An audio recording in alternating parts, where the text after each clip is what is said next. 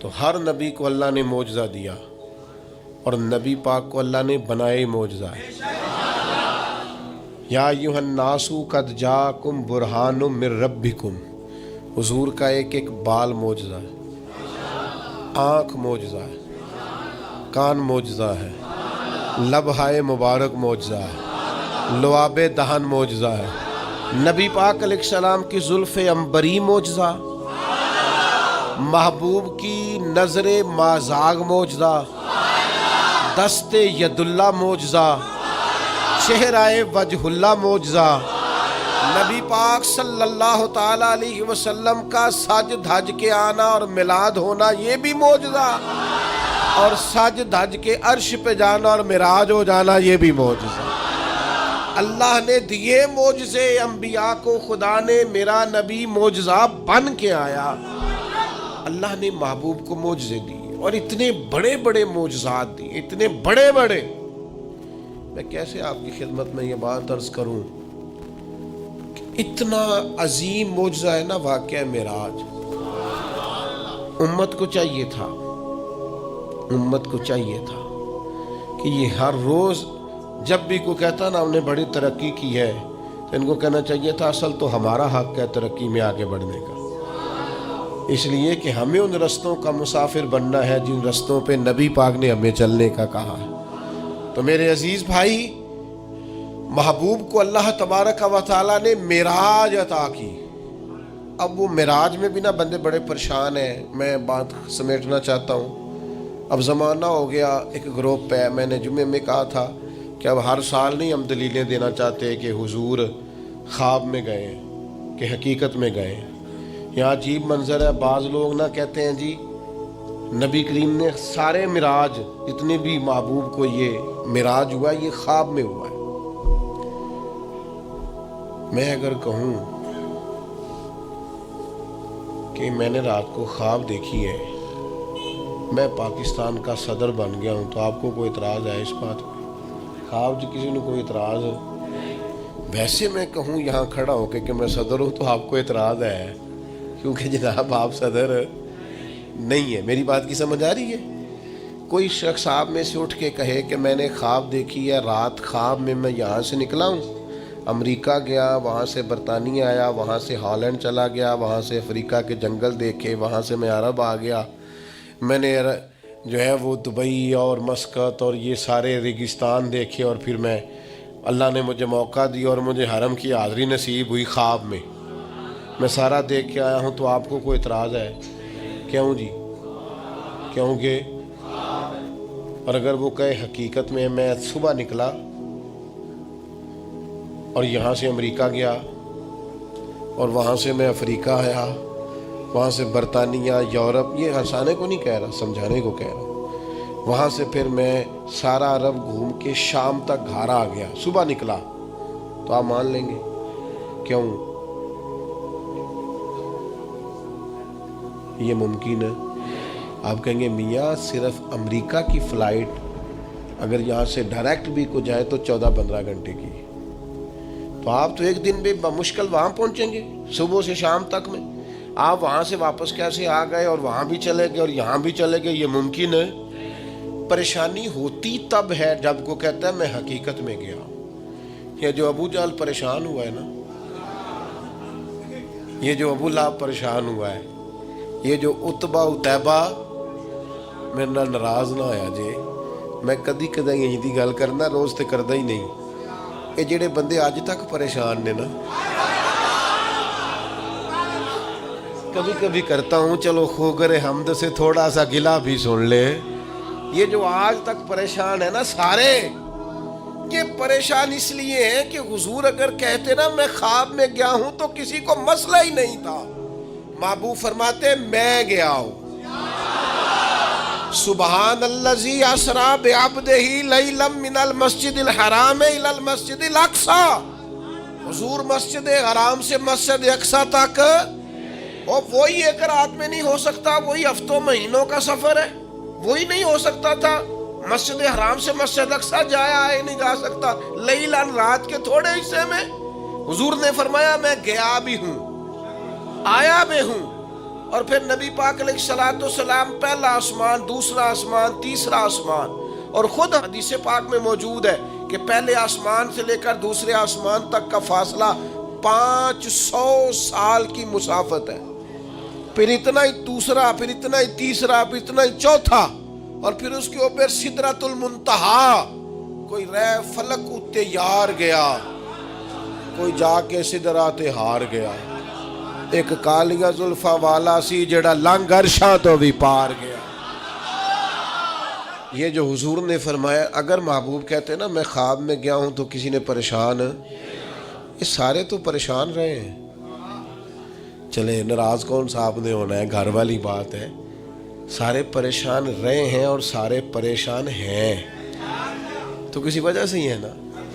اگر محبوب فرماتے خواب میں گیا ہوں تو انہوں نے پریشان، یہ جو پریشانی ہے نا یہ اسی بات کی ہے کہ محبوب فرماتے میں گیا ہوں۔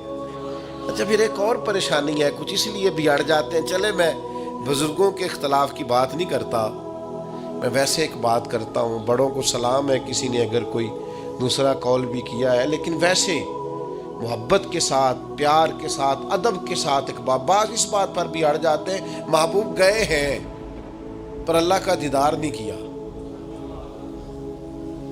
حضرت جبریل امین علیہ السلام کی زیارت کر کے واپس آ گئے، تو یہ تو نہیں ہو سکتا کہ میں آپ کو بلاؤں اور آپ سے ملوں ہی نہ۔ اور پھر شیخ محقق شاہ عبد الاقصی محدث دہلوی رحمۃ اللہ لکھا ہے، حضرت جبریل علیہ السلام کسی نبی کے پاس 2 دفعہ گئے، کسی کے پاس 4 دفعہ گئے، کسی کے پاس 6 دفعہ گئے، نبی کریم کی بارگاہ میں حضرت جبریل 24,000 مرتبہ حاضر ہوئے۔ تو وہ تو روز یہاں آئے ہوتے تھے، ان سے ملنے جانا تھا، ان سے ملنے جانا تھا، محبوب تو گئے۔ اور پھر حضور علیہ السلام فرماتے ہیں میں نے اپنے رب کو سونی صورت میں دیکھا، اور نبی پاک فرماتے ہیں رب نے اپنا دست مبارک میری پشت پہ رکھا، اس کی ٹھنڈک جو اس کی شان کے لائق پشت پہ رکھا، اور اس کی ٹھنڈک میں نے سینے میں محسوس کی۔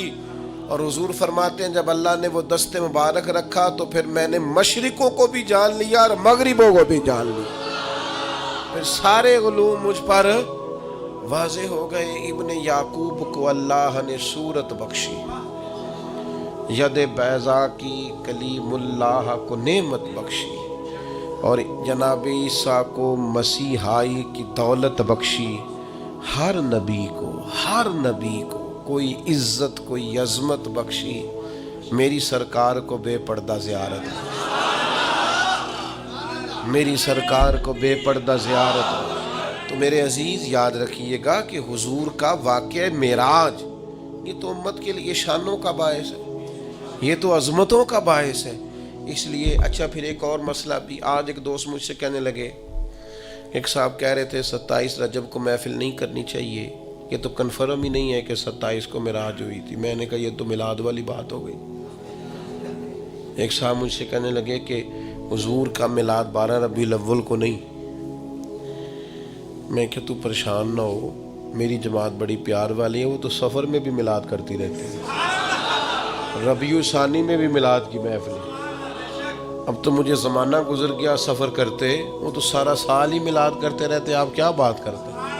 اب کون 12 کا پابند رہا، سارا سال میلاد ہوتا ہے؟ کہنے لگے جی 9 ہے، تو میں نے کہا پھر بھی کوئی اعتراض نہیں، آپ 9 کو کر لیں، ہمیں کوئی پریشانی۔ ہم 27 رجب کو معراج کی محفل کر رہے ہیں، آپ کا خیال ہے 5 رجب ہے، آپ 5 کو معراج کی محفل کر رہے ہیں، ہمیں تو کوئی پریشانی والی بات۔ تو بلا وجہ کے الجھاؤ، بلا وجہ کی بحثیں نہیں ہونی چاہیے۔ بات کو ختم کرتا ہوں، کرنا کیا ہے، امت نے کرنا کیا ہے؟ واقعہ معراج سبق کیا دیتا ہے، درس کیا دیتا ہے؟ واقعہ معراج امت کو یہ سبق دیتا ہے کہ نبی پاک علیہ الصلوۃ والسلام نے اپنی حیات ظاہری میں جتنا سفر کیا ہے وہ عروج کی طرف کیا، وہ فتح کی طرف کیا۔ نبی پاک علیہ السلام نے ہر قدم اٹھایا ہے تو وہ جد و جہد ہے، وہ کامیابی ہے، وہ آگے بڑھنا ہے، وہ عروج ہے۔ وہ 1 2 3 صحابہ سے بات شروع ہوئی، پھر حضور مدینہ طیبہ تشریف لے گئے، پھر حالات کا یہ رنگ ہوا کہ ان فتحنا لک فتحا مبینا، پھر وہ عروج ہوا، وہ 23 سالوں میں وہ انقلاب آیا، آگے بڑھنا، جد و جہد کرنا، کوشش کرنا، عروج کی طرف جانا۔ وہ وقت آیا کہ اذا جاء نصر اللہ والفتح ورأیت الناس يدخلون فی دین اللہ افواجا، محبوب آپ دیکھیں گے اللہ کی مدد آئی، فتح حاصل ہو گئی، فوجوں کی فوجیں دین میں داخل ہو رہی، عروج ہے، کمال ہے، ترقی ہے، آگے بڑھنا، جد و جہد کرنا۔ امت آج بیٹھ کے سوچ رہی ہے کہ ہم نے کوئی محنت ہی نہیں کرنی، ہم نے آگے نہیں بڑھنا، ہم نے کسی ایجاد کی طرف توجہ نہیں دینی، ہم نے ترقی کا کوئی رستہ اختیار نہیں کرنا۔